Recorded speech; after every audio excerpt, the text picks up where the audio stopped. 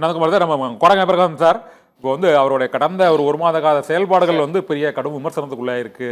இன்னும் நந்தகுமார் சார் தமிழக வெற்றி கழகத்தை வந்து தொடர்ந்து அதனுடைய வாய்ப்புகள் மற்றும் அதற்கான அந்த வெற்றி வாய்ப்புகளை பற்றி அவர் ஆதரித்து தான் பேசிட்டு இருந்தார். ஆனால் கடந்த 10-20 நாட்களாக அவருடைய செயல்பாடுகள் வந்து கடும் விமர்சனத்துக்குள்ளே இருக்குன்னு சொல்லியிருக்கிறாரு. நீங்கள் முதல்ல இருந்தே அவரை கடுமையாக விமர்சிக்கிறீங்க கொடங்க பிரகாசம் சார். இப்போ பெரம்பூர் தொகுதியில் அவர் போட்டியிட போவதாக அதற்கான ஏற்பாடுகள்லாம் வந்து முழு வீச்சில் நடைபெற்று வருகிறது. பெரம்பூர் தொகுதியில் விஜய் போட்டியிட்டால் அவர் வெற்றி பெறுவாரா அல்லது அது என்ன அளவுக்கு தாக்கத்தை ஏற்படுத்துவார்? நீங்கள் எப்படி ஃபீல் பண்ணுறீங்க சார்?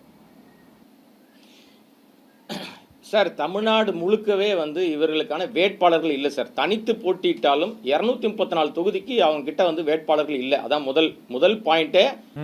இவங்க கிட்ட வந்து அந்த அளவு சோர்சஸ் கிடையாது. நீங்க வந்து ரசிகர்கள் வந்து நிறைய இருக்காங்க, ஆனா அவர்கள் வேட்பாளராக மாறுவதற்கு தயாரா, ஏன்னா பாதி பேர்கிட்ட காசு இல்லை. சும்மா வருவாங்க, சினிமா பார்ப்பாங்க, 200 ரூபா டிக்கெட்டை 2000 ரூபாய்க்கு வாங்கி பார்ப்பாங்க. இவ்வளவுதான் அவங்களால முடியும். ஒரு சிலர் மட்டும்தான் வசதி வாய்ப்போடு இருக்கிறார்கள். இப்ப அவர் வந்து நான் வந்து உள்ள நுழையும் போதே என்ன சொன்னார்னா, என்னிடம் இருக்கிற அந்த ரசிகர்கள் 20 வருஷம் என்கிட்ட இருக்கிறவன், 25 வருஷம் என்கிட்ட இருக்கிறவங்க தான் வேட்பாளராக மாவட்ட செயலாளர் நான் வந்து நியமிப்பேன். அவங்களுக்கு தான் வாய்ப்புகளை, அவங்கள தான் எம்எல்ஏவையும் எம்பி ஆக்குவன்லாம் சொல்லி தான் ஆசை வார்த்தை கூட்டி தான் எல்லாரையும் கூப்பிட்டாரு. இன்றைக்கு அவரை சுத்தி இருக்கிற எல்லாரும் யார் சார்? எந்தெந்த கட்சியிலிருந்து வந்தவங்க சார்? ஊழலே செய்யாதவர்களா? ஒருத்தர் சுரண்டல் லாட்டரி பேர் வழி, ஒருத்தர் ஏற்கனவே ஊழல் குற்றச்சாட்டுல மாட்டினவர், இன்னொருத்தர் அந்த கட்சியில பிடிக்காம வேற ஒரு கட்சிக்கு தாவி வந்து கடைசியில வந்து சேர்ந்தவர். இப்ப எல்லார் பேரையும் சொல்லலாம். அவங்க எல்லாருக்குமே தெரியும் எங்க இருந்து வந்தாங்க. ஊழலை ஒழிப்பேன்னு சொல்லிட்டு பக்கத்துல ஊழல்வாதியை வச்சுக்கிட்டு சொல்லுவாரு. இன்னொரு விஷயம், இலவசங்களை எதிர்க்கிறேன்னு சொல்ற இவர்கள் தான் இன்னைக்கு டபரா செட்ல மாட்டுறாங்க, பூஸ்ட் கொடுக்குறாங்க, அதுல ஸ்டிக்கர் ஓட்டுறாங்க, ஸ்டிக்கர் பாய்ஸ்.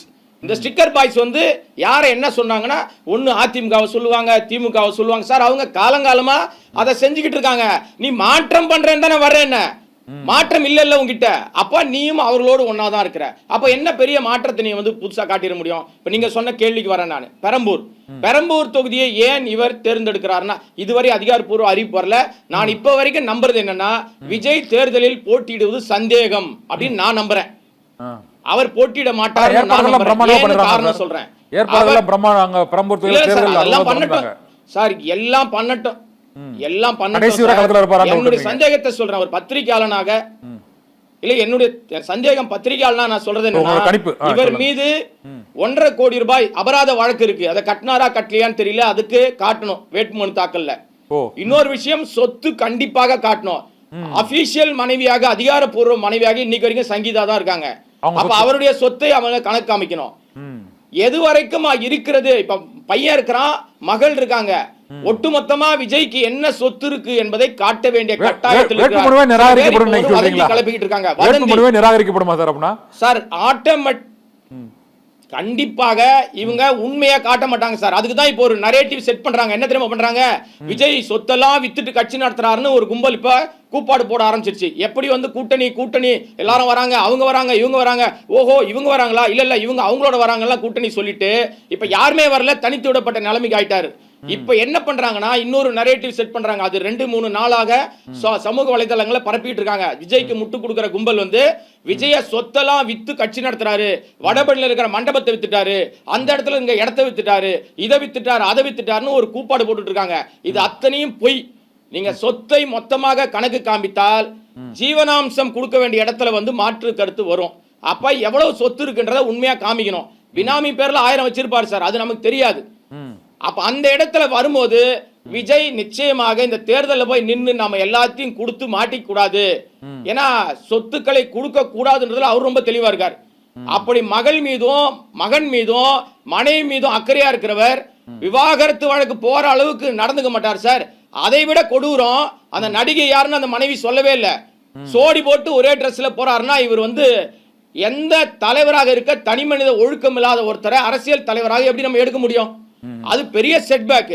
பெரம்பூர் ஏன் கான்சென்ட்ரேட் பண்றாங்க, இவங்க ஏன் கிளப்பி விடுறாங்கன்னா, பெரம்பூர்ல கிறிஸ்தவர்கள் வாக்கு அதிகம் நினைக்கிறாங்க, இஸ்லாமியர்கள் வாக்கு அதிகம் நினைக்கிறாங்க, அதே மாதிரி ஆங்கிலோ இந்தியன் வாக்கு அதிகம் நினைக்கிறாங்க, சிறுபான்மையினர் வாக்குகளும் பிளஸ் வந்து பட்டியலின வாக்குகளும் அதிகம் நினைக்கிறாங்க. ஒரு உண்மை தெரியல அவங்களுக்கு. பெரம்பூர் தொழிலாளிகள் அதிகம் நிறைந்த பகுதி. அங்க வந்து அதிகமாக இப்ப நீங்க நம்ம கம்யூனிஸ்ட் தோழர்களும் திமுகவும் அதிகமாக மக்கள்கிட்ட களமாடிக்கிட்டு இருக்காங்க. நான் திமுக காரன் கிடையாது, நான் கம்யூனிஸ்ட் காரன் கிடையாது, நான் ஒரு பத்திரிகையாளர். நீங்க போய் இதுவரைக்கும் இப்ப தேர்தல் அறிவிச்சு எத்தனை நாள் சார் ஆகுது? தேர்தல் தேதி அறிவிச்சு எத்தனை நாள் ஆகுது? விஜய் இதுவரை எத்தனை இடத்துக்கு வெளியில வந்திருக்காரு வீட்டை விட்டு? எங்கேயாவது வந்திருக்காரா? மத்த வேலையெல்லாம் திடீர்னு வருவாரு. இஃப்தார்ல வந்து ஒரு நாடகம் ஆடுறாரு. நான் கேட்கிறேன், இஃப்தார்ல போய் சொல்றாருல, நான் வந்து சமூக நீதியை காக்கிறதுக்கு வந்திருக்கேன், இஸ்லாமிய தோழர்களே நான் உங்களோடு தோள் கோக்குறேன், உங்களோட நிக்கிறேன்றாருல. நான் இப்ப இந்த ஊடகத்தின் வாயிலா கேட்கிறேன், திருப்பரங்குன்றம் விஷயத்துல விஜயனுடைய கள்ள மௌனம் ஏன்? சிக்கந்தர் அந்த தர்கா மீது நடத்தப்படுகிற அந்த விஷயங்கள் குறித்து இவர் என்ன நிலைப்பாடு வச்சிருக்காரு? அயோத்தியாக திருப்பரங்குன்றத்தை மாற்றுவேன்னு ஒரு மாநில கட்சியினுடைய தலைவர் சொல்றாரு. விஜய் ஏன் வாய் திறக்கல?